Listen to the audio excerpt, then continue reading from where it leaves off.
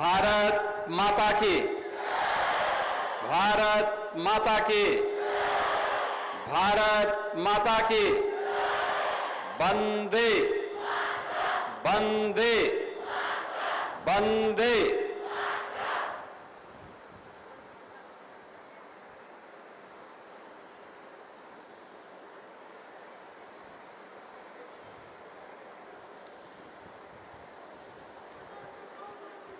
अखिल भारतीय शिक्षा संस्थान विद्या भारती के अंतर्गत सरस्वती शिशु मंदिर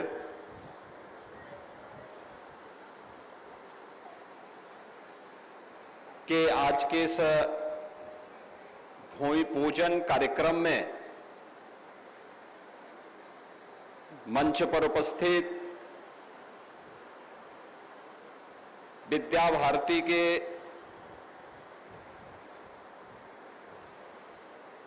पूर्वी क्षेत्र के संगठन मंत्री माननीय श्री हेमचंद जी, राष्ट्रीय स्वयंसेवक संघ के गोरक्ष प्रांत के माननीय प्रचारक श्री रमेश जी, आज के समारोह में उपस्थित माननीय विधायक श्री अजय सिंह जी, जिला पंचायत अध्यक्ष श्री संजय चौधरी जी, गौ सेवा आयोग के उपाध्यक्ष श्री महेश शुक्ला जी,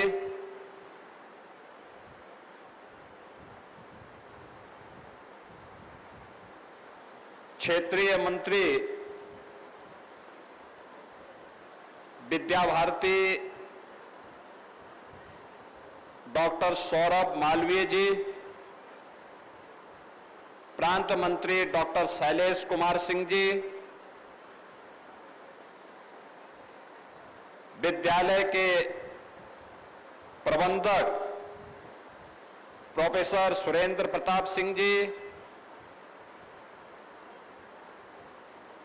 विद्यालय के प्रधानाचार्य श्री गोविंद सिंह जी, कोषाध्यक्ष प्रहलाद मोदी जी,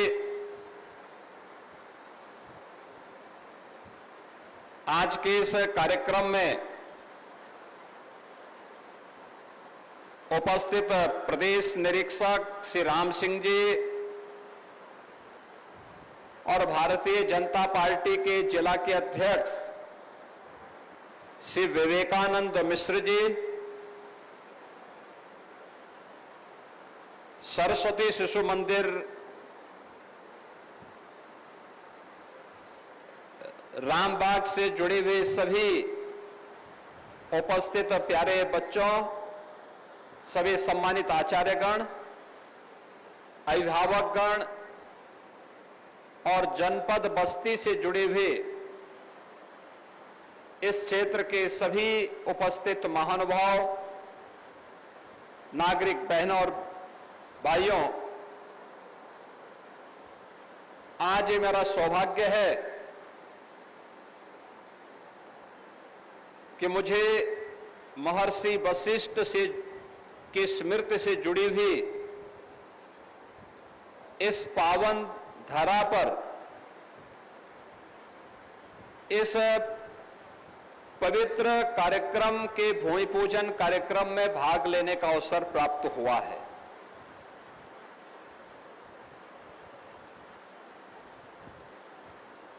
सरस्वती शिशु मंदिर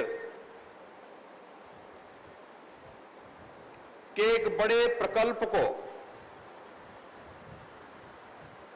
अखिल भारतीय शिक्षा संस्थान विद्या भारती के तत्वाधान में एक नए रूप में प्रस्तुत करने का प्रयास हुआ है। मैं सबसे पहले विद्या भारती परिवार को और सरस्वती शिशु मंदिर रामबाग से जुड़े हुए सभी पदाधिकारियों को, वहां के प्रधानाचार्य जी को, सभी आचार्यों को हृदय से इस कार्य के लिए बधाई देते हुए बस्ती वासियों को इस कार्य के लिए अपनी शुभकामनाएं देता हूं।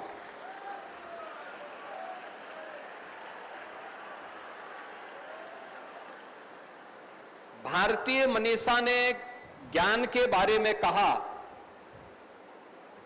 कि सा विद्या या विमुक्त ये, यानी विद्या वह है जो हमारी मुक्ति का मार्ग प्रशस्त कर दे।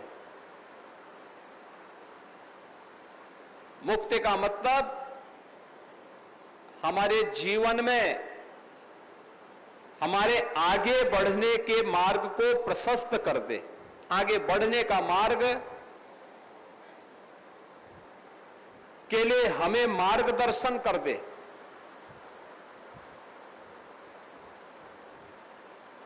यह देश 1947 में स्वतंत्र होता है, लेकिन 1947 में स्वतंत्र होने के बाद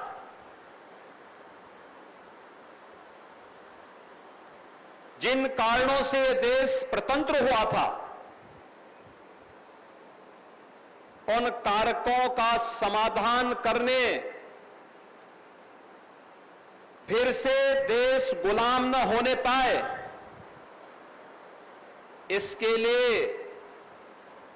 स्वतंत्र भारत ने तत्काल कोई भी उपचारात्मक उपाय नहीं किए।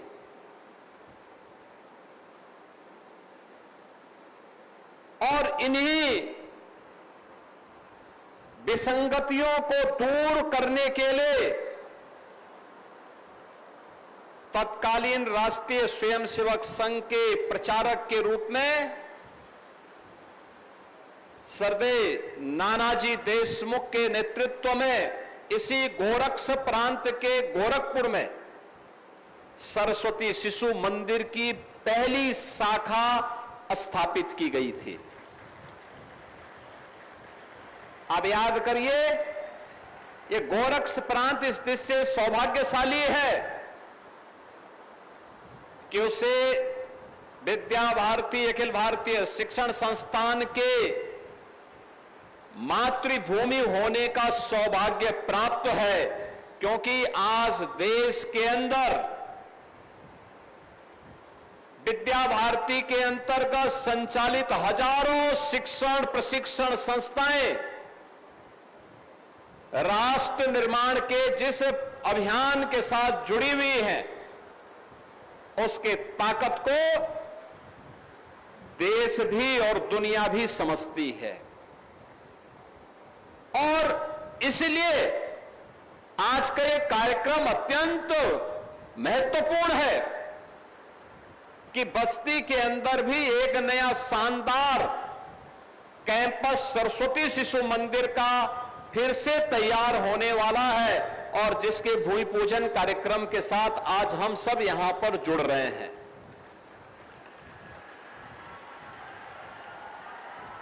भारत के अंदर भारत की शिक्षा कैसे होनी चाहिए, यह आजादी के 5 साल के बाद जब तत्कालीन सरकारें इस दिशा में प्रयास नहीं कर पाई, तो इस प्रयास को आगे बढ़ाया था सरदेव नानाजी ने, और वह भी गोरखपुर से। उसके पीछे का ध्येय यही था कि भारत और भारतीयता से ओतप्रोत भारत की परंपरा, भारत की संस्कृति, भारत के प्रति मातृभाव से ओतप्रोत ऐसे शिक्षण संस्थान की स्थापना आवश्यक है जो भारत को भारत के अनुरूप फिर से विश्व गुरु के रूप में स्थापित करने में अपना योगदान दे सकें।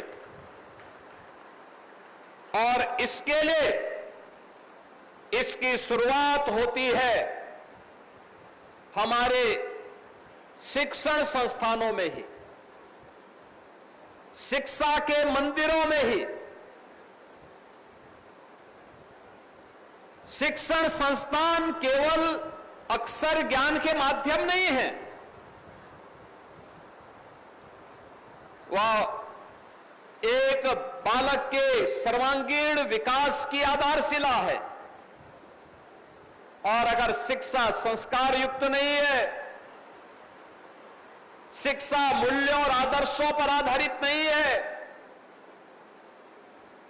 शिक्षा अपनी मातृभूमि के प्रति, अपने महापुरुषों के प्रति, अपनी राष्ट्रीयता के प्रति समर्पण का भाव पैदा नहीं कर पा रही है,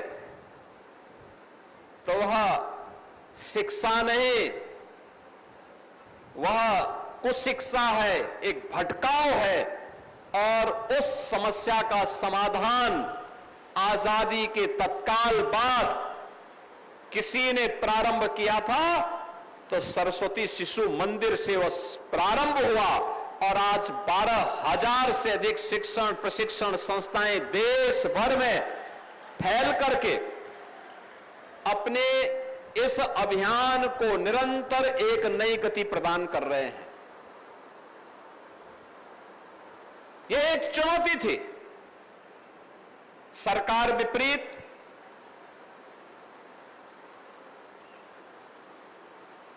लेकिन उसमें हमें कार्यक्रम करना है। पाठ्यक्रम सरकार तैयार करती है, सरकार की मर्जी सहयोग करे न करे यह भी सरकार तय करती है, लेकिन बिना सरकार के सहायता के अपने दम पर, अपने स्वयं सेवकों के सहयोग से भारतीयता के प्रति अनुराग रखने वाले उन भारत के नागरिकों के माध्यम से सरस्वती शिशु मंदिर ने इस कार्यक्रम को आगे बढ़ाया। जब पक्की बाग में, गोरखपुर में पहला सरस्वती शिशु मंदिर स्थापित हुआ था, तो उसमें छात्रों की संख्या थी मात्र 5 से प्रारंभ होता है, और आज 12,000 से अधिक तो केवल सरस्वती शिशु मंदिर के अपने स्वयं के विद्यालय ही हैं। इतने बड़े पैमाने पर पूरे अखिल भारतीय स्तर पर, उत्तर से दक्षिण तक, पूरब से पश्चिम तक, ये वे संस्थान हैं जो पूरी प्रतिबद्धता के साथ, कौन सरकार रहे कौन न रहे, पाठ्यक्रम सरकारें क्या दे रही हैं इसकी परवाह किए बगैर बच्चों के अंदर भारत और भारतीयता के प्रति एक नागरिक के रूप में उन कर्तव्यों का बोध कराने के लिए, भारत को सुयोग्य नागरिक बनाने के लिए अपने इस राष्ट्रीय दायित्व का ईमानदारी पूर्वक निर्वहन कर पा रहा है। और यही कारण है कि सरस्वती शिशु मंदिर से निकले वे छात्र आज जीवन के प्रत्येक क्षेत्र में समाज को नेतृत्व भी दे रहे हैं, समाज का मार्गदर्शन भी कर रहे हैं, और समाज को एक नई गति देकर के प्रधानमंत्री मोदी जी के विकसित भारत के उस संकल्प के साथ जुड़ते हुए पूरी प्रतिबद्धता के साथ दिखाई दे रहे हैं। याद रखना, कोई भी देश शक्तिशाली हो, समर्थ हो, आत्मनिर्भर हो, इसकी शुरुआत होती है शिक्षा से। दुनिया के अंदर जब समृद्धि की चर्चा होती है और उनके द्वारा जो पैरामीटर तय होते हैं, उस पैरामीटर में सबसे पहला पैरामीटर आता है शिक्षा। शिक्षा कैसे होनी चाहिए, शिक्षा के पीछे का उद्देश्य क्या होना चाहिए, शिक्षा के बाद फिर स्वास्थ्य को प्राथमिकता दी जाती है। स्वास्थ्य के बाद कृषि और जल संसाधन को प्राथमिकता दी जाती है। इसके उपरांत कौशल विकास और रोजगार को, एम्प्लॉयमेंट को उसके बाद इसके साथ जोड़ा जाता है। और फिर पर्यावरण को ध्यान में रख करके किस प्रकार का विकास हो जो पर्यावरण के अनुकूल हो, ये सभी पैरामीटर तय करने के बाद ही ये तय होता है कि अगर ये पैरामीटर आप तय कर रहे हैं तो समग्र विकास के इन लक्ष्यों को प्राप्त करने में सफल हो पाएंगे। और समग्रता के उस लक्ष्य को प्राप्त करने की मंशा के साथ जब कोई अभियान आगे बढ़ता है तो वह न केवल उस देश के हित में बल्कि मानवता के कल्याण का मार्ग वहीं से प्रशस्त भी होता है, वहीं से प्रशस्त होता है। ये केवल एक विद्यालय के भूमि पूजन और शिलान्यास का कार्यक्रम नहीं है। यह भारत के सुयोग्य नागरिकों को गढ़ने का और उन्हें आगे तलाशने के साथ साथ उसे तराशने का भी एक महत्वपूर्ण मंच आज पुनः यहां पर शुरुआत करने जा रहा है विद्या भारती अखिल भारतीय शिक्षण संस्थान, जिसके माध्यम से बड़े पैमाने पर भारत को सुयोग्य नागरिक तैयार करने का एक नया केंद्र विकसित हो रहा है। बहनों और भाइयों, आप याद करिए, भारत की आजादी के अमृत महोत्सव वर्ष पर प्रधानमंत्री मोदी जी ने देशवासियों से आगामी 25 वर्ष की एक कार्य योजना तैयार करने के लिए कहा। आगामी 25 वर्ष की कार्य योजना क्या? याद रखना, जब हम बिना किसी प्लानिंग के कोई कार्य करते हैं तो हम लोग चूक जाते हैं। कोई भी व्यवस्था होती है, कोई भी प्रबंधन होता है, कोई भी सरकार होती है, कोई भी कारपोरेट घराना होता है, वह सबसे पहले वर्ष भर की अपनी प्लानिंग करता है। वर्ष भर की प्लानिंग के बाद फिर आगामी कार्यक्रमों की कार्य योजना तैयार करता है। लघु अवधि के क्या होंगे, मध्यम अवधि के क्या होंगे, दीर्घ अवधि के क्या होंगे। ये प्लानिंग इसलिए, इस प्लानिंग के माध्यम से हम आगे के उन लक्ष्यों को प्राप्त कर सके जिन्हें प्राप्त करके हम स्वयं तो सशक्त होंगे ही, बल्कि आने वाली पीढ़ी को या अपने प्रतिष्ठान को, अपने संस्थान को समर्थ भी बना पाएंगे।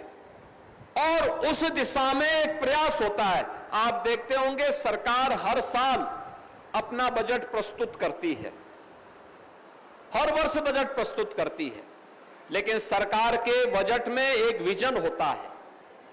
विजन क्या होता है? सरकार के बजट का विजन होता है हमें एक वर्ष के लिए तो कार्यक्रम बनाने ही होते हैं, एक वर्ष के बाद 5 वर्ष के लिए क्या, आगामी 10 वर्ष के लिए क्या, आगामी 25 वर्ष की क्या योजना इस बजट में होगी, यह भी उसके साथ तय करना होता है। और वैसे ही प्रधानमंत्री मोदी जी ने देशवासियों के सामने 25 वर्ष की एक रूपरेखा 2022 में तय की थी। उन्होंने कहा था भारत को विकसित भारत बनाना है, लेकिन विकसित भारत कब बनेगा? उन्होंने कहा था विकसित भारत तब बनेगा जब भारत इन 5 प्राणों को अपने जीवन का हिस्सा बनाएगा। कौन से 5 प्रण? उन्होंने कहा कि हमें अपनी विरासत का सम्मान करना होगा, देखिए, विरासत का सम्मान क्या, हमें अपने पूर्वजों और अपनी परंपराओं पर गौरव की अनुभूति करनी होगी, उन्हें मजबूत करना होगा, उन्हें अपने जीवन का हिस्सा बनाना होगा। और उसी की कड़ी थी जब आपने देखा होगा पूर्वजों ने एक संकल्प लिया था, एक देश में 2 विधान, 2 निशान और 2 प्रधान नहीं चलेंगे, नहीं चलेंगे का उद्घोष 1953 में डॉक्टर श्यामा प्रसाद मुखर्जी ने की थी। और कश्मीर में शेष भारत का कानून लागू हो, इसके लिए उन्होंने जब संघनाद किया था, इसके लिए उन्होंने अपना बलिदान देना पड़ा था। 1953 से लेकर के 2019 तक यह व्यवस्था कश्मीर के लिए चलती गई। कश्मीर में धारा 370 1952 में कांग्रेस ने बाबा साहब भीमराव अंबेडकर के न चाहने के बावजूद जबरन लागू किया, लेकिन डॉक्टर श्यामा प्रसाद मुखर्जी के इस संकल्प को साकार किया। एक देश में 2 प्रधान, 2 निशान, 2 विधान नहीं चलेंगे, यह साकार किया प्रधानमंत्री मोदी जी ने जब कश्मीर में धारा 370 को समाप्त करके कश्मीर से आतंकवाद और किसी भी प्रकार के भारत विरोधी गतिविधियों की सभी प्रकार की उनकी गतिविधियों और साजिशों को एक झटके में समाप्त करके कश्मीर को भारत के कानून के साथ जोड़ने का काम किया।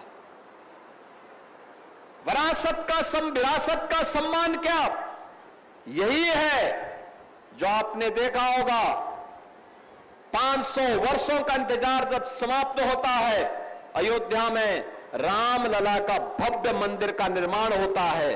विपक्षी दलों के लिए लगता था कि यह नहीं हो सकता, ये नहीं होना चाहिए, लेकिन संकल्प था राम भक्तों का और मर्यादा पुरुषोत्तम प्रभु श्री राम भारत के आदर्श हैं, भारतीयता के प्रतीक हैं।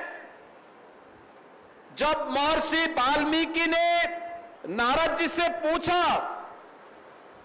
कि मुझे कुछ लिखना है, ऐसा कौन सा आदर्श होगा जिसके बारे में मैं लिख सकूं, तो उस समय महर्षि वाल्मीकि को नारद जी ने यही कहा कि भाई ये देश के अंदर, वर्तमान में दुनिया के अंदर, इस धरती में एक ही चरित्र है जिस पर लिखा जा सकता है, और वह चरित्र राम का है, श्री राम पर लिखो। और उन्होंने उस समय क्या लिखा, कहां से शुरुआत की, उन्होंने एक शुरुआत की रामो विग्रहवान धर्म, यानी राम स्वयं में धर्म है, धर्म के जो गुण हैं वे राम में साक्षात हैं, और वहीं पर रामायण जैसा दुनिया का सर्वश्रेष्ठ महाकाव्य महर्षि वाल्मीकि ने हमें दिया। हमें महर्षि वाल्मीकि की विरासत पर गौरव की अनुभूति है, हमें प्रभु राम की विरासत पर गौरव की अनुभूति है, हमें लीलाधारी श्री कृष्ण की परंपरा पर गौरव की अनुभूति है। हमने भारत के उन महापुरुषों के लिए जिन्होंने भारत के लिए योगदान दिया, भारतीयता के लिए अपना बलिदान दिया, देश की आजादी के लिए और स्वतंत्र भारत में भारत की सीमाओं की रक्षा करते हुए जिन्होंने अपने आप को बलिदान कर दिया, वे सभी हमारे लिए आदर्श हैं। उन सबका सम्मान करना और उनकी विरासत का संरक्षण करना, ये हर भारतीय का दायित्व है। प्रधानमंत्री जी ने इस विरासत के सम्मान करने के साथ हर भारतीय को जोड़ने की बात की। गुलामी के अंशों को सर्वथा समाप्त करना, याद रखना, एक प्रवृत्ति सी खड़ी हो गई थी।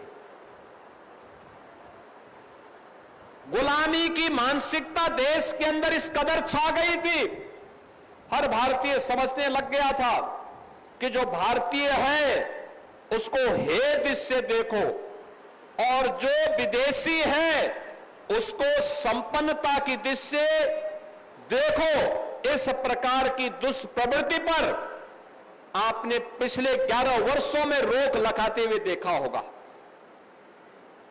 नहीं, जो भारतीय है वह सर्वश्रेष्ठ है, और सर्वश्रेष्ठ इसलिए है क्योंकि जो विदेशियों ने अर्जित किया है वह अस्थाई नहीं, वह भारत को लूट करके, दुनिया को लूट करके उन्होंने अर्जित किया है।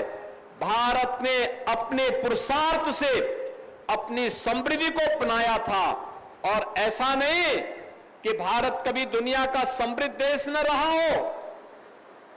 जब हम दुनिया के मानचित्र पर नजर डालते हैं, याद रखना आज से 400 वर्ष पहले भारत दुनिया की नंबर 1 की अर्थव्यवस्था हुआ करता था। नंबर 1 का अर्थव्यवस्था भारत थी। दुनिया के अंदर भारत का कंट्रीब्यूशन 25% था दुनिया की अर्थव्यवस्था में, लेकिन दुर्भाग्य से जब यह देश 1947 में आजाद हुआ, भारत का योगदान केवल 2% रह गया था। यह क्या दिखाता है? भारत को लूटा गया, भारत को नोचा गया, भारत की विरासत के प्रतीकों को तोड़ा गया, अपमानित किया गया। भारत और भारतीयता के मन में इस प्रकार का भाव पैदा किया गया कि जो भी भारतीय होगा वह अच्छा नहीं होगा। उसको आदर्श के रूप में प्रस्तुत करने के लिए उन्हें लोग हतोत्साहित करते थे। विदेशी ताकतें या उनके बहकावे में आने वाले लोग उन्हें हतोत्साहित करते थे, और परिणाम क्या हुआ?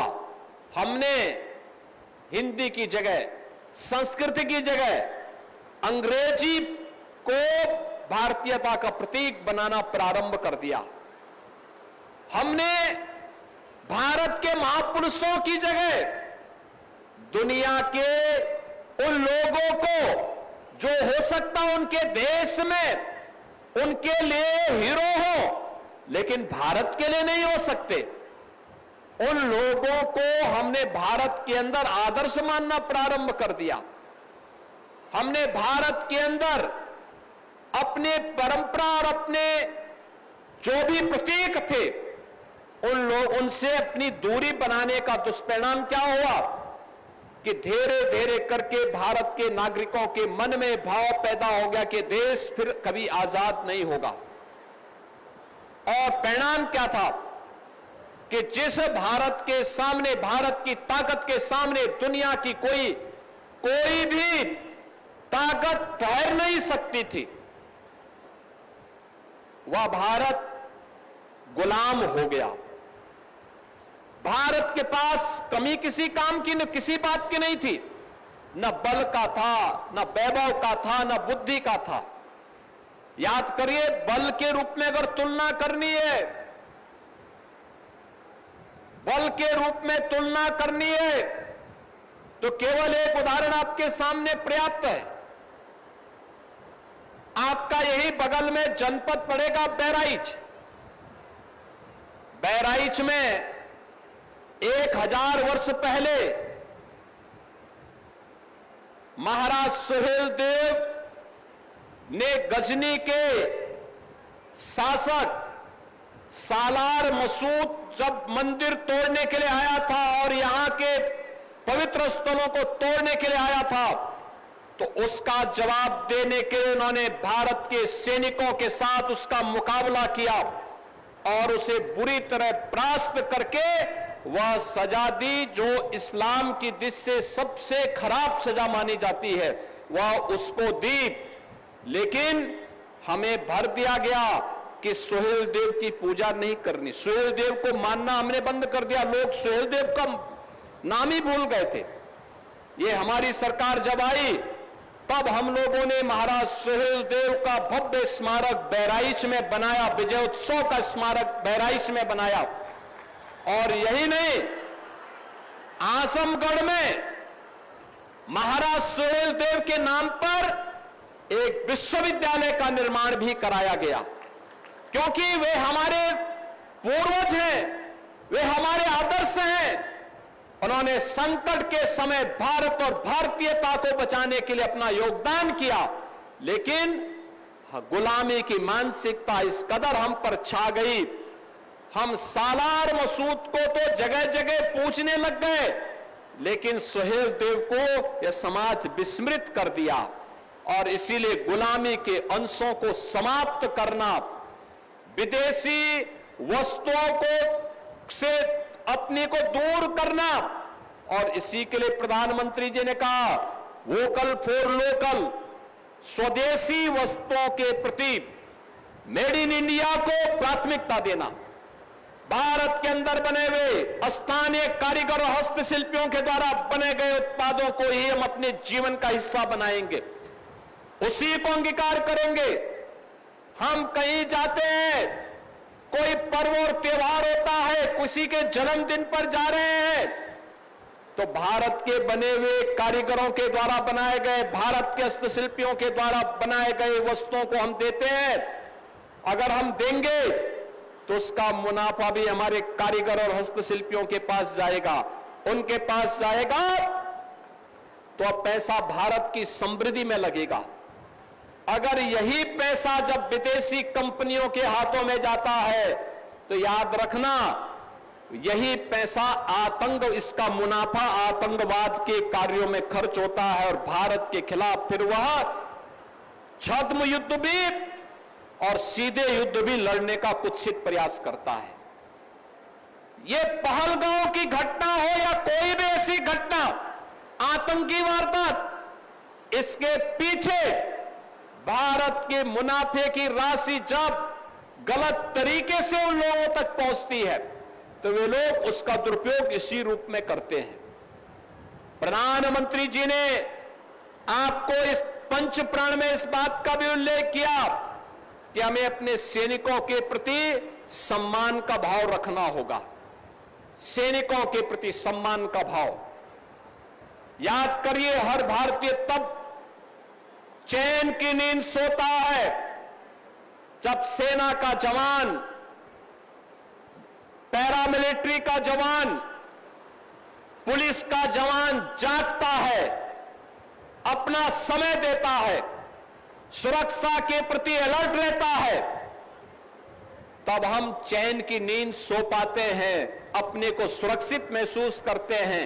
यह कृतज्ञता का भाव हम यूनिफॉर्म के प्रति अगर रखना प्रारंभ करेंगे, तो यह भी हमें आगे बढ़ाने के लिए और भारत के अंदर अपने सैनिकों के प्रति सम्मान का भाव, सुरक्षा के माहौल को बेहतर बनाने की दिशा में हमारा महत्वपूर्ण कदम होगा। एकता और एकात्मता, आप देखते होंगे यह देश गुलाम इसलिए हुआ क्योंकि हम आपस में बटे थे, जाति के नाम पर, क्षेत्र के नाम पर, भाषा के नाम पर विदेशी आक्रांत आते थे, लूटते थे।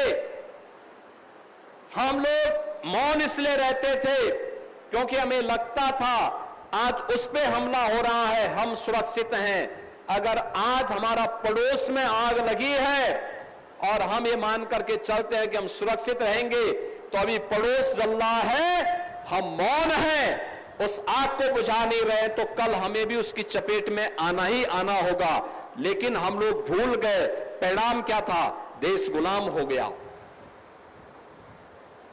किसी भी प्रकार के भेदभाव को समाप्त करना, उसके लिए एक संकल्प के रूप में हमें कार्य करना, क्योंकि बांटने वाली ताकतें बड़े पैमाने पर, जो नहीं चाहते भारत मजबूत हो, वे लोग भारत को कमजोर करने के लिए हर प्रकार के षड्यंत्र करते हैं, हर प्रकार के नई नई युक्तियां भी निकालते हैं। और आज का समय तो आपने देखा होगा, आज का समय सोशल मीडिया का समय, सोशल मीडिया का दुरुपयोग भी हो सकता है, सदुपयोग भी हो सकता है।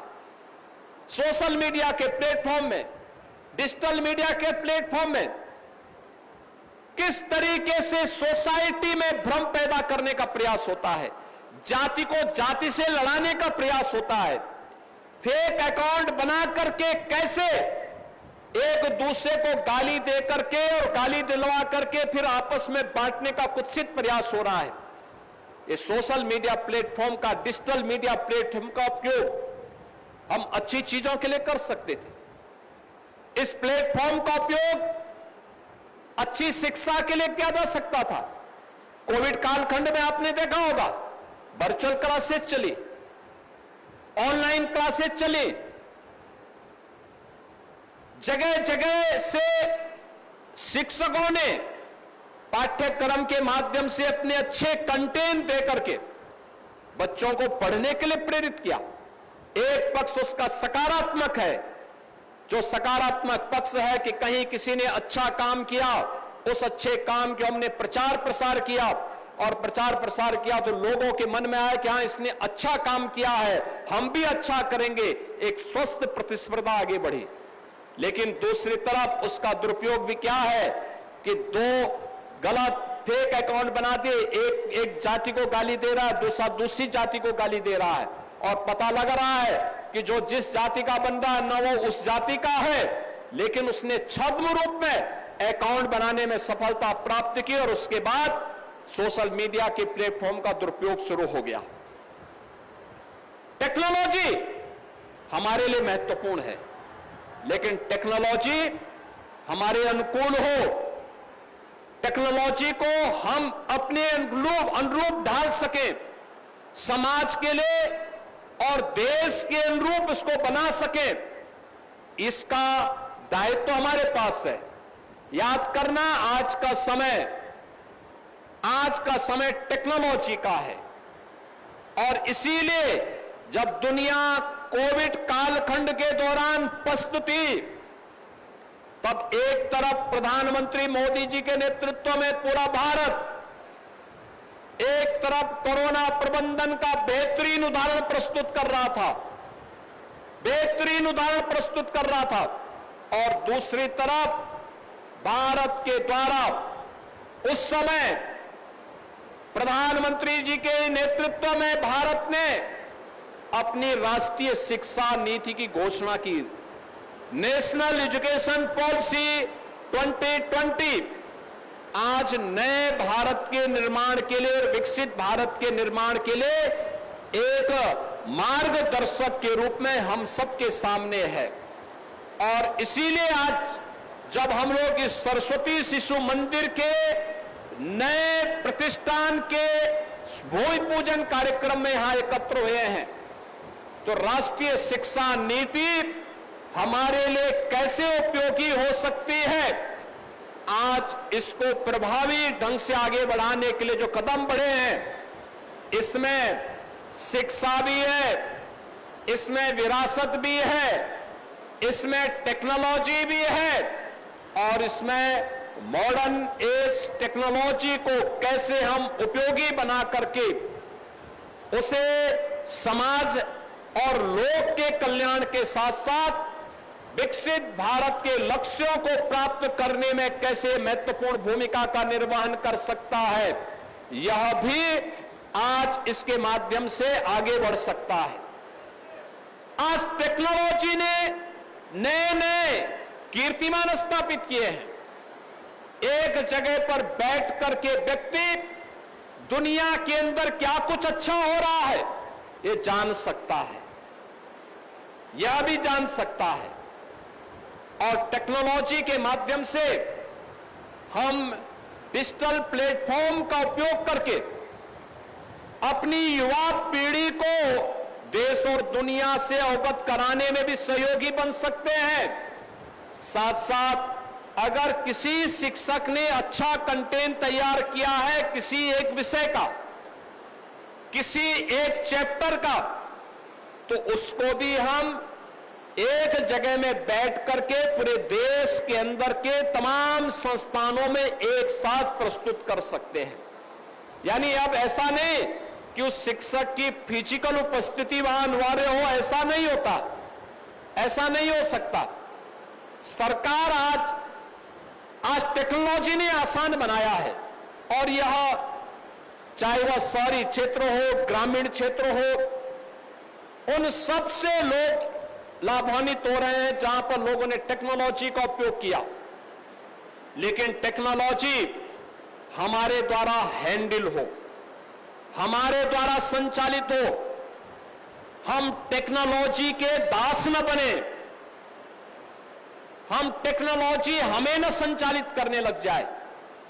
हमें सतर्कता जरूर बरतनी पड़ेगी, क्योंकि अभी आर्टिफिशियल इंटेलिजेंस जिस रूप में तेजी के साथ आगे बढ़ रहा है,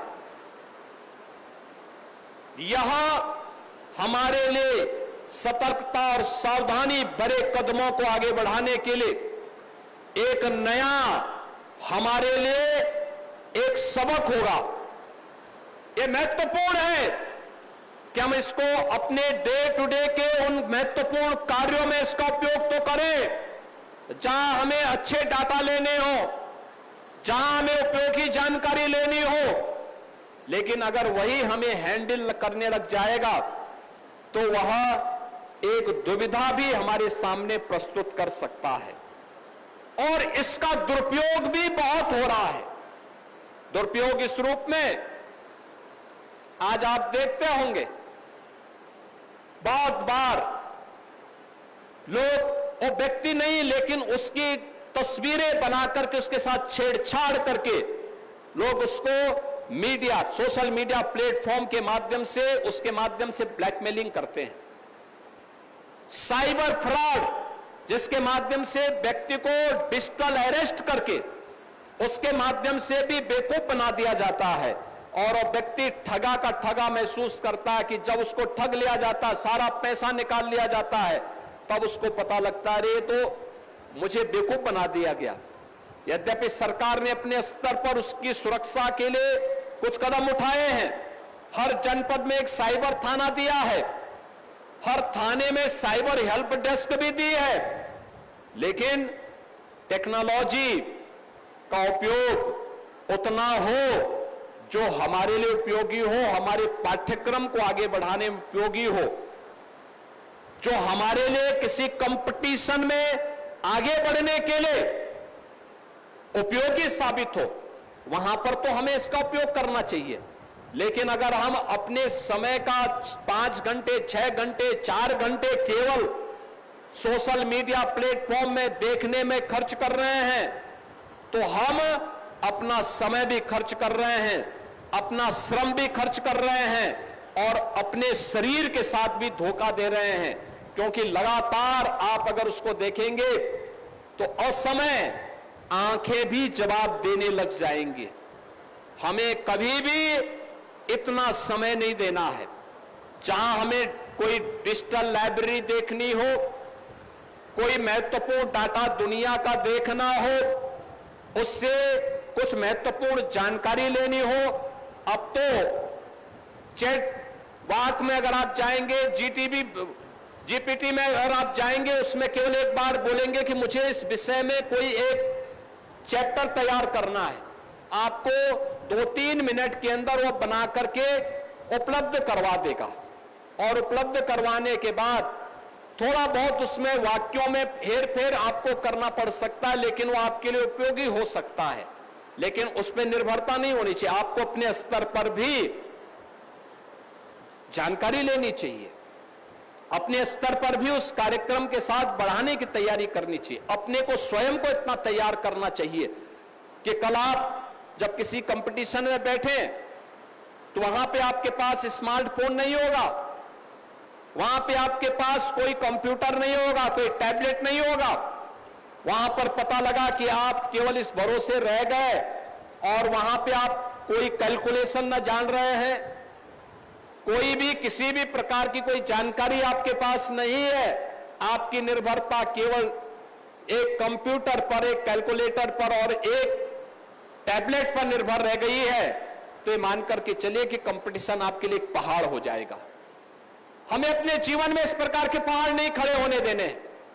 अपने जीवन को सरल और सुगम बनाना है, स्वयं पारंगत होना है, एक एक चीज के बारे में जानकारी लेना है, छोटे छोटे उपकरण के माध्यम से पाठ्यक्रम को आसान बना करके अपने कार्यक्रमों को आगे बढ़ाना है और शिक्षा को अपनी राष्ट्रीयता के साथ जोड़ करके देश, काल और परिस्थिति के अनुरूप हम उन चुनौतियों से जूझने के लिए अपने आप को तैयार कर सकें जो आज भी हमारे सामने हैं और आने वाले समय में उसके कुछ विभत्स स्वरूप भी सामने देखने को मिल सकते हैं। उन सब के प्रति हमें पूरे सतर्क भाव के साथ कार्य करते हुए आगे बढ़ना होगा।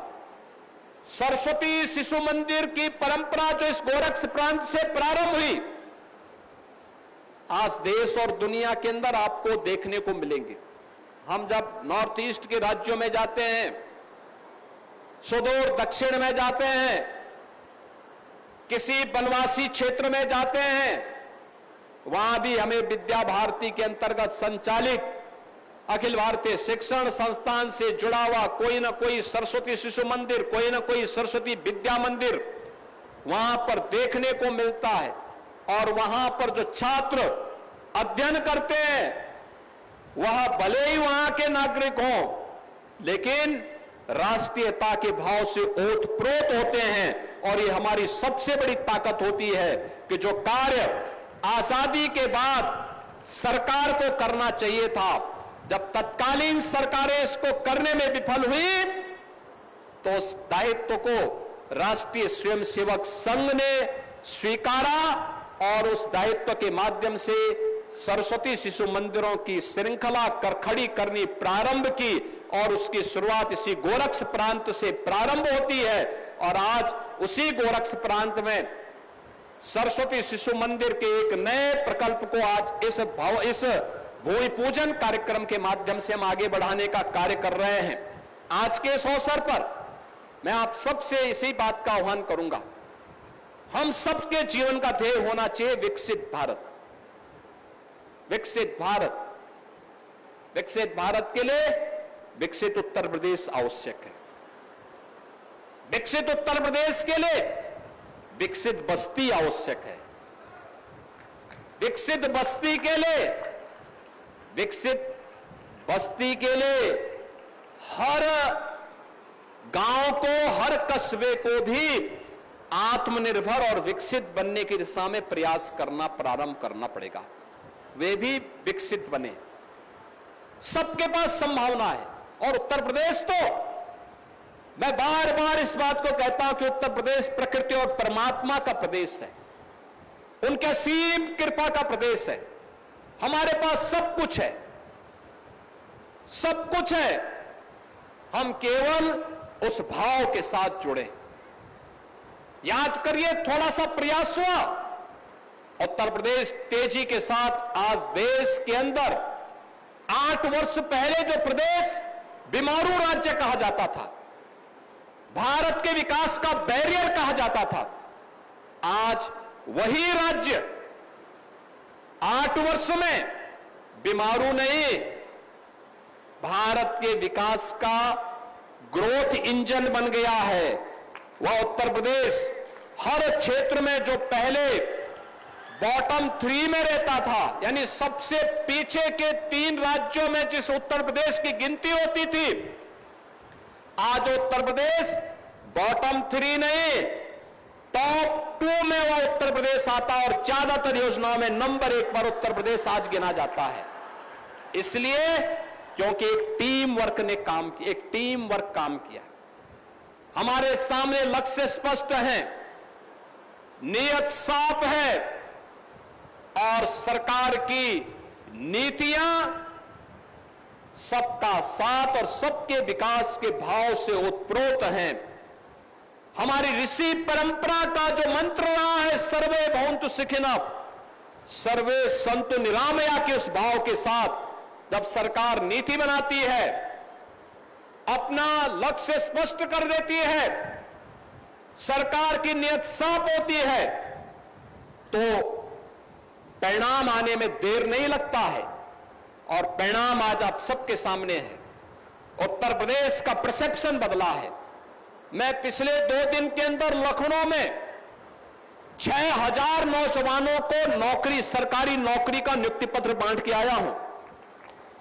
यानी 2 दिन के अंदर। पिछले 8.5 वर्ष के अंदर, अभी 8.5 वर्ष सरकार के पूरे नहीं हुए, लेकिन इन वर्षों में हम लोगों ने 8.5 लाख से अधिक नौजवानों को सरकारी नौकरी दी है। अभी हाल ही में आपने देखा होगा उत्तर प्रदेश में 60,200 पुलिस कार्मिकों की भर्ती हुई। बस्ती के भी बहुत सारे नौजवान और बहुत सारी बेटियां भर्ती हुई हैं पुलिस में। मुख्य सेविकाओं की भर्ती हुई महिला और बाल विकास विभाग में, बड़े पैमाने पर भर्ती हुई। बस्ती के भी थे, बड़े पैमाने पर उन्हें भी नियुक्ति पत्र वितरण का कार्यक्रम संपन्न हुआ। ऐसे ही अलग अलग विभागों के कार्यक्रमों को संपन्न करने के बाद, याद करिए, जब सरकार संकीर्ण सोच की होती है तो बड़ा कार्य नहीं कर सकती। 2017 के पहले हमारे पास पुलिस की ट्रेनिंग की क्षमता मात्र 3000 थी। जब हमें 17 में ट्रेनिंग के लिए पुलिस कार्मिकों को भर्ती करना था और उनकी ट्रेनिंग करवानी थी, हमारे सामने चुनौती थी कि हम भर्ती करेंगे तो फिर ट्रेनिंग कहां देंगे। तो हमने मिलिट्री, पैरामिलिट्री और अन्य राज्यों के ट्रेनिंग सेंटर किराए पे लिए थे।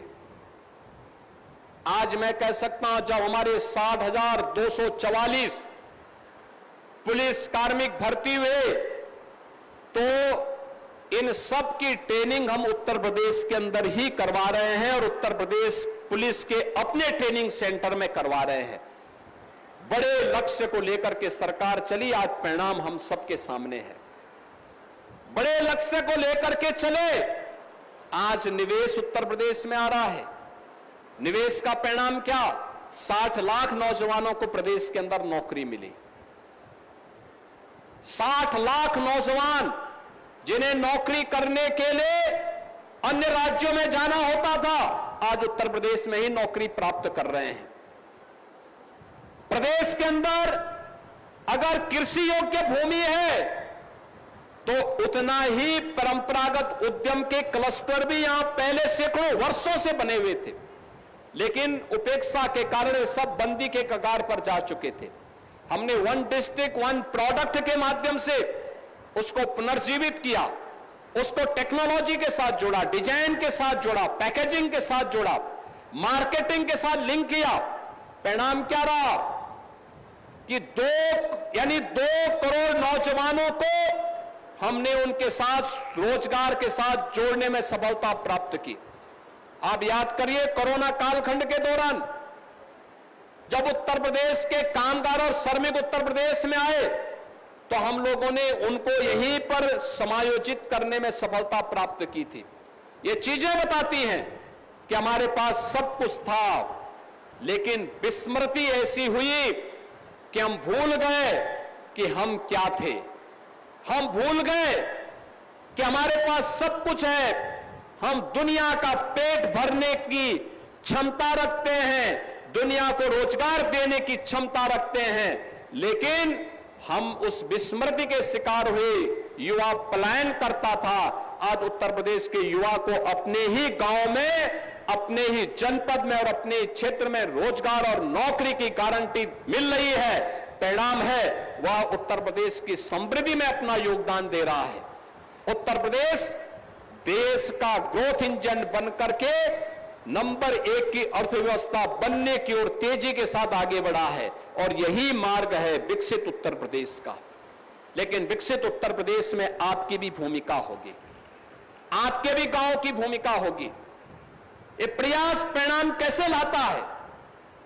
याद करिए, आज से 8 वर्ष पहले ये जो सीजन था, इस सीजन में इंसेफ्लाइटिस हर अभिभावक को चिंतित करता था, कौन बच्चा इसकी चपेट में आ जाए, असमय उसकी मौत हो जाए, यह भय सताता था। हमने सरकार बनने के पहले 3 वर्ष के अंदर इंसेफ्लाइटिस की बीमारी को कंट्रोल किया। आज बरसात हो या कोई भी सीजन, आज किसी भी माता को, किसी भी पिता को चिंतित होने की आवश्यकता नहीं, क्योंकि सरकार ने संसाधन उपलब्ध करवाए हैं। सरकार ने हर जिले में मेडिकल कॉलेज बनाने के कार्यक्रम को तेजी के साथ आगे बढ़ाया है। सरकार ने बीमारी पे नकेल कस दी है और उसकी शुरुआत होती है स्वच्छ भारत अभियान से। स्वच्छता का कितना महत्व हो सकता है? जब प्रधानमंत्री जी ने 2014 में 2 अक्टूबर को स्वच्छ भारत अभियान की शुरुआत की थी, लोग इसकी कीमत को नहीं समझ पा रहे थे। लेकिन मैं बस्तीवासियों से कहूंगा, स्वच्छ भारत मिशन की ताकत क्या है, उसकी ताकत देखनी है। इंसेफ्लाइटिस का पूरी तरह उन्मूलन होना, यह स्वच्छ भारत मिशन की सबसे बड़ी ताकत थी। हमारा जो नवजात शिशु बच गया, वही नवजात शिशु इन 8 वर्षों में बड़ा हुआ होगा और कोई सरस्वती शिशु मंदिर में भी एडमिशन लेकर के यहां अध्ययन कर रहा होगा।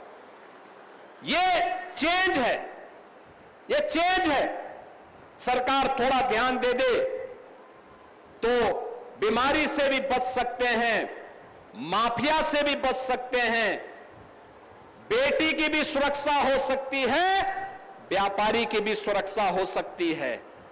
और जब इनकी सुरक्षा होगी, नए निवेश के द्वार भी खुलेंगे, विकास मजबूती के साथ आगे बढ़ेगा और यही विकसित उत्तर प्रदेश की आधारशिला बनकर के विकसित भारत में अपना योगदान देगा। विकसित भारत हम सबका संकल्प होना चाहिए। उसकी शुरुआत अपने गांव से करनी चाहिए, अपने नगर से करनी चाहिए, अपने मोहल्ले से करनी चाहिए और उसके लिए हर नागरिक अपने कर्तव्यों का निर्वहन करे। यह अंतिम पंच प्रण का संकल्प प्रधानमंत्री जी का कि नागरिक कर्तव्य, इसमें महत्वपूर्ण भूमिका का निर्वहन करेगा। छात्र अपने कर्तव्यों का निर्वहन करे, शिक्षक अपने कर्तव्यों का निर्वहन करे, गृहस्थ अपने कर्तव्यों का निर्वहन करे। जीवन के प्रत्येक क्षेत्र में कार्य करने वाला नागरिक अगर ईमानदारी से अपने कर्तव्यों का निर्वहन करता है तो भारत को दुनिया की नंबर 1 ताकत बनने में कोई देर नहीं लगने वाली है। भारत 1947 में दुनिया की एक महाशक्ति बनेगा और ये महाशक्ति बनाने का जो भी अभ्यास होना है, उसका केंद्र बिंदु हमारे शिक्षण प्रशिक्षण संस्थानों को बनना पड़ेगा। आज के इस अवसर पर जब यहां पर सरस्वती शिशु मंदिर के इस नए भवन के शिलान्यास कार्यक्रम के साथ मुझे जुड़ने का अवसर प्राप्त हो रहा है, मैं एक बार फिर से विद्या भारती अखिल भारतीय शिक्षण संस्थान को इस कार्य के लिए हृदय से बधाई दूंगा। बस्ती वासियों को भी हृदय से बधाई दूंगा कि बस्ती वासियों को एक राष्ट्रवादी शिक्षा का बेहतरीन केंद्र यहां पर प्राप्त होने जा रहा है और जो विद्या भारती अखिल भारतीय शिक्षण संस्थान का जो विजन है, वह विजन मूर्त रूप लेता है। तो मान करके चलिए कि यहां पर भारत की रक्षा सेनाओं के लिए भी नौजवानों को तराशने का एक बेहतरीन केंद्र यह बन पाएगा। इस विश्वास के साथ मैं सरस्वती शिशु मंदिर रामबाग को इस पूरे कार्यक्रम को आगे बढ़ाने के लिए हृदय से बधाई देता हूं, अपनी शुभकामनाएं देता हूं। धन्यवाद। जय हिंद।